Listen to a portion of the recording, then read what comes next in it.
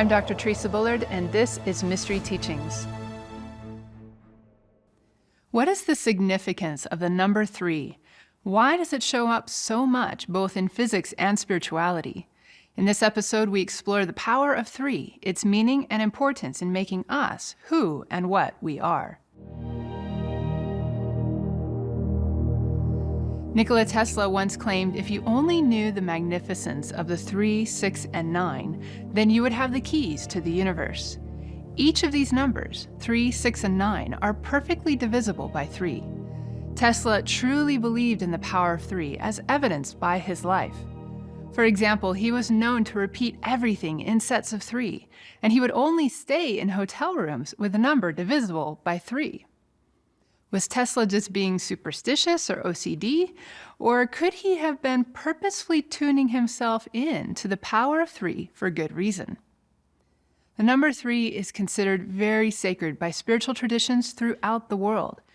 Whether it is seen as the Holy Trinity, or the supernal triad, or the archetypes of father, mother, child, or the sacred geometry of the triangle, the importance of 3 is universal. Not only is it spiritually significant, the power of 3 appears in science again and again. It relates to some of the most important unanswered questions in modern physics, such as why do we live in 3 dimensions of space? And why are there particles of matter grouped into 3 generations in the Standard Model? Let's explore these a bit more closely.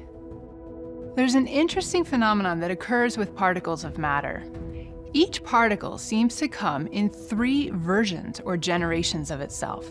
Each version has the same charge, the same interactions with the strong, weak, and electromagnetic forces. The only difference that distinguishes them is their mass. For example, the other versions of the electron are the muon and the tau particles. Likewise, there are 3 types of corresponding neutrinos. Altogether, these form what are called the 6 leptons. Then there are also 6 quarks that are grouped into 3 generations, with the quarks that are called up, charm, and top being one set, and then the other 3 quarks called down, strange, and bottom comprising the other set. Altogether, these 6 quarks and 6 leptons are called the 12 fermions that make up ordinary matter. Again, the only real difference in the 3 generations of particles in a particular set is the mass, which is determined by its interactions with the Higgs field. But that mass difference can be quite large from one generation to the next. And the larger the mass, the more energy it takes to generate and sustain that particle. Thus, the less stable it is. In our universe today, we primarily find the lowest mass generation of particles. The heavier particles are only created in high-energy collisions like those found in particle accelerators or due to cosmic rays, or perhaps during the time of the Big Bang. But these heavier particles very quickly decay into their lighter generations. For example, the heavier quarks generated in particle colliders will decay into the up and down quarks. Now, why is all this important? Well, in physics today, they call this process of particle decay a flavor change or transmutation. When we hear the word transmutation or even change, we should think of alchemy. Alchemy is a natural process that all things undergo in order to transform and transmute from an unstable state to a more stable or incorruptible state. Here, we are seeing alchemy at work in the subatomic quantum realm. We might reflect upon where we are out of balance or unstable in our lives. And what can we do to alchemically transmute those areas and bring greater balance? With that also comes the question, what do we need to let decay or die in our lives or in our thoughts in order to allow the alchemy to progress? If we look at our society today, there are many things out of balance. Those things are created by humans who are out of balance. As humans, we are all connected. We all share a collective mind. So those imbalances that we see in society are also in each of us. And the only thing we can really change is ourselves. When we see the world as our mirror, and we take ownership of what it is reflecting to us, that is when we can start making new choices and taking new actions to transform and transmute, from the inner to the outer, to bring balance and stability. Now, how do we know if we are progressing in the alchemical process? This is one of the beautiful things about alchemy. It gives us a clear roadmap to the stages of progression. To begin with, alchemy talks about 3 phases. This power of 3 shows up a lot in alchemy. And these 3 phases are called by the Latin terms nigredo, albedo, and rubedo, which refer to colors, namely the black phase, the white phase, and the red phase. In the black phase of nigredo, it relates to a time when we experience maybe a dark night of the soul, or alternatively, a time of needing to root out impurities and imbalances. Then the white phase of albedo is a time of purification and raising vibration to connect to spirit, and then bringing that higher energy back to be embodied in the physical. And then finally, the red phase of rubedo is when we crystallize or solidify into a more complete, integrated, and balanced form. Just like a heavy quark or lepton decays from an unstable state to an intermediate state and then to a final stable state, we too are meant to transform and transmute from nigredo to albedo to rubedo.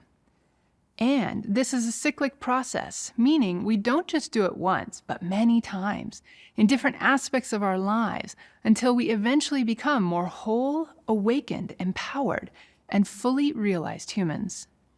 There is a science to the alchemical process, and there is also an art. The art is in how we, as active participants, learn to harness, express, and work with the laws of nature in order to accelerate the transformational cycles. Examples of these laws of nature that we can harness are the 7 Hermetic principles. One of those principles that really applies to the power of 3 is the principle of rhythm. What is the principle of rhythm? Well, it says everything flows in and out. Everything has its tides. All things rise and fall. The pendulum swing manifests itself in everything. The measure of the swing to the right is the same as the measure of the swing to the left. Rhythm compensates. In other words, things are constantly oscillating between 2 poles, and somewhere in the middle is the balance point. This principle of rhythm shows up in everything from the macrocosm to the microcosm, and in all realms, whether they be of mind, matter, or energy. Now, in quantum physics, one way we see this principle of rhythm show up is in the behavior of neutrinos. As we saw before, there are 3 types or generations of neutrinos. But unlike the other particles of the Standard Model, neutrinos are very light in mass, at least 500,000 times lighter than an electron. And they only interact very weakly with other particles. Plus, the mass differences between each type of neutrino are also very tiny. If they had no mass at all, then all these types of neutrinos would be physically identical. And since their masses are so small, they don't decay like heavier particles. However, that little bit of mass difference allows neutrinos to transform in another way. They go through what are called neutrino oscillations. And what does that mean? Well, it means that any single neutrino is a quantum superposition of all 3 types. As it travels through space-time, it oscillates from one type to another.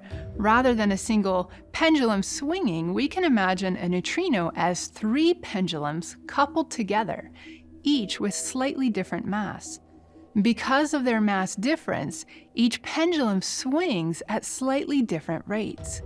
This results in a periodic transformation process where a neutrino might start out as an electron neutrino.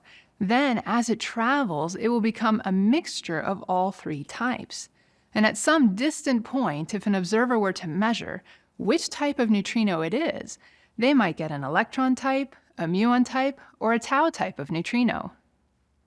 As a personal aside, this is one of the research projects I worked on for several years during my PhD studies in physics. At the time, astrophysicists were trying to understand the sun and the particles it generated.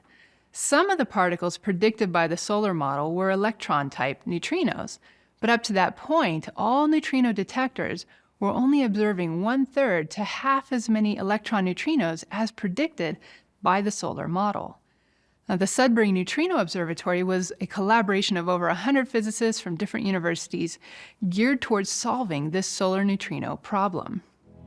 It was designed using 1,000 tons of heavy deuterium water submerged inside a larger vessel of regular water, all surrounded by 10,000 photomultiplier tubes to detect the signals.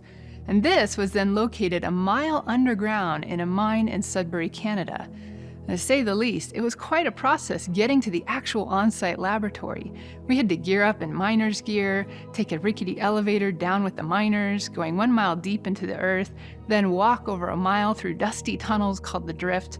Then, once we arrived at the site, we had to clean up, change into cleanroom gear for our day of work, and every now and then hearing popping sounds of the earth shifting around us, wondering in the backs of our minds if there might be a collapse in the tunnels or anything like that, but fortunately they never did. And while I worked on the project for 4 years, I was happy to only have to spend 1 summer on site.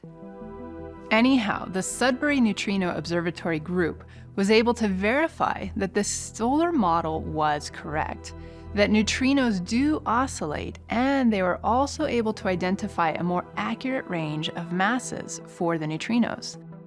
What can we learn from these neutrino oscillations? How does this apply to us? Well, for one thing, we must realize that we each have our own rhythm.